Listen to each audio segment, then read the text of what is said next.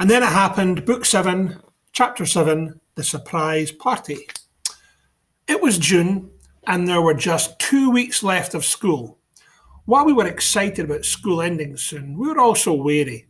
Our teacher was working on our final report cards, and we all knew what teachers could be like during report card time.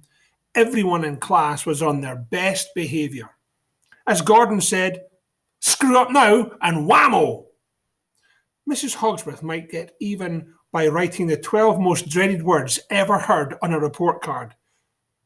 Your child would benefit greatly by doing extra schoolwork this summer.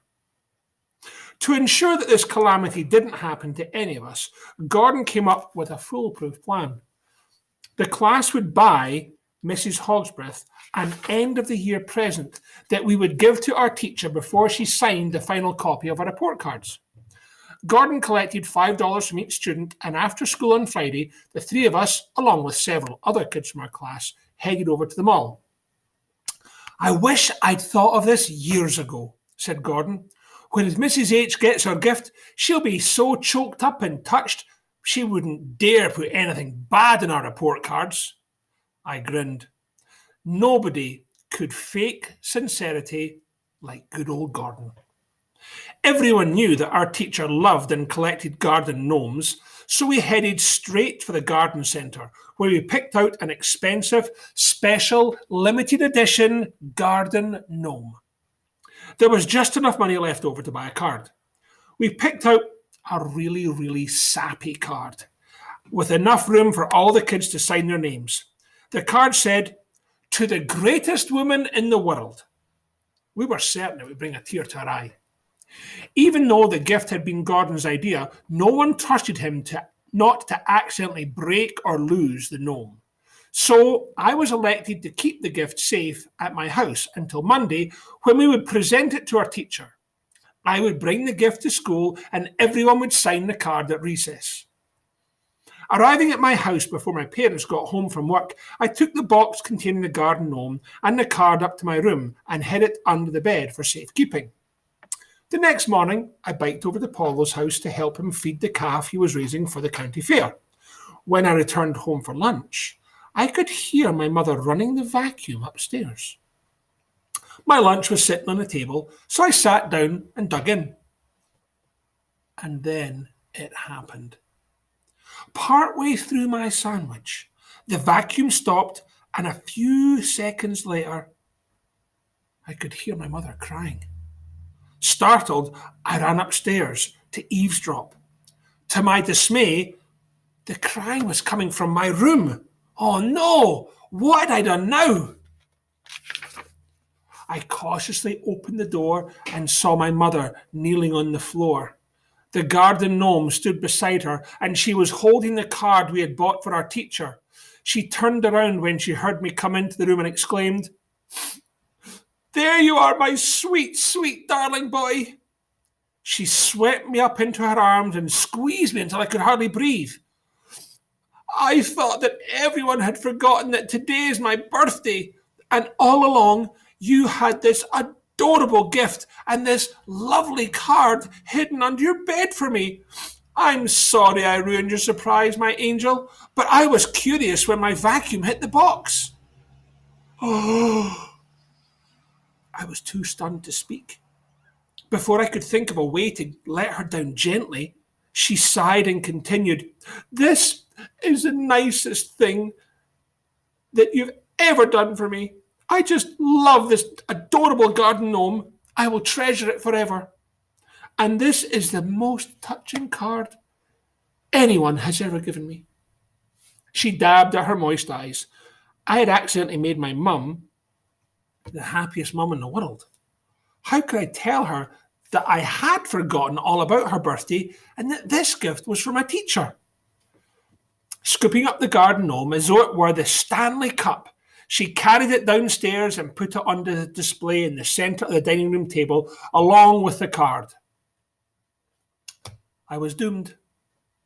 Since I couldn't possibly hurt my mother's feelings and tell her the truth, I decided that I would just have to buy another garden gnome and card for Mrs. Hogsworth with my own money. I counted the money in my sock drawer and came up with $8. I knew it was a long shot, but I phoned Paul and told him what happened, hoping he would have $92 he could lend me. Unfortunately, he was more broke than I was. Gordon managed to scrape up $20 when I phoned him, but still it wasn't nearly enough. What am I going to do? I asked him over the phone. For once, even Gordon didn't have a plan, but he said he would come right over and try to think of something. Gordon arrived at the same time that my father and sister came home for lunch. When my sister saw the garden gnome and the cards sitting on the dining room table, she said, "Hey, I thought we were waiting until dinner to give Mum her presents." She dashed upstairs and came back down with a box of chocolates. "And my gift to you," my dad told my mother, "is that I am taking the whole family out for dinner to that new French restaurant you've been dying to try." My mother was thrilled. "And here I thought you'd all forgotten my birthday," she said happily. Gordon nudged me and whispered, "I have an idea." I followed him up to my room, where he closed the door and told me his plan. It was perfect. 4 hours later, my family, dressed in their best clothes, piled into the car and headed to the restaurant for my mother's birthday dinner. Before we left, I made sure that the back door was unlocked. I smiled to myself in the back seat. Thank you, Gordon, I thought.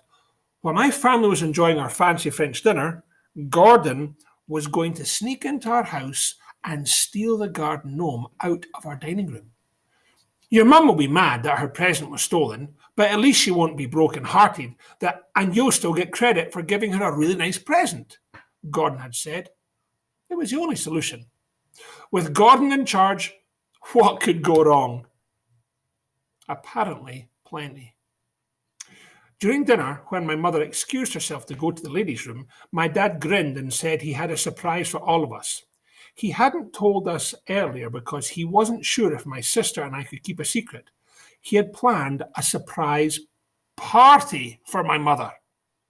Right about now, he said, looking at his watch, guests are letting themselves into our house through the front door. I made sure it wasn't locked when we left. They'll be hiding, ready to jump out and yell, "Surprise!" the moment your mother walks through the front door. I couldn't speak. I knew our plan had sounded too easy. Gordon was going to get caught sneaking into my house and taking back the garden gnome. Everyone would think that he was a real thief. Gordon was going to kill me. My mother returned from the ladies' room, and my dad winked at my sister and me. I had suddenly lost my appetite. We finished our meal and headed home for my mother's surprise party. When we turned onto our street, I was relieved to see that there were no cars parked on the road near our house. Oh, maybe no one's here yet, I prayed. Maybe Gordon slipped in through the back door, took the garden gnome, and is already back home with it. Of course, I wasn't that lucky. As our car pulled into the driveway, I spied Gordon's bike in the bushes where he'd hidden it. Oh no, I thought. We're going to catch him in the act. Hey, Mum, how about we all take a nice long walk around the neighbourhood? I blurted out. My father shot me an angry glance. Not tonight, he snapped. I'm beat. Let's go inside. He held the front door open for my mother. She stepped through, and 30 people jumped out from behind the furniture and drapes and yelled, "Surprise!" My mother screamed with delight and jumped back. Everyone laughed and shouted, "Happy birthday!" And the party began.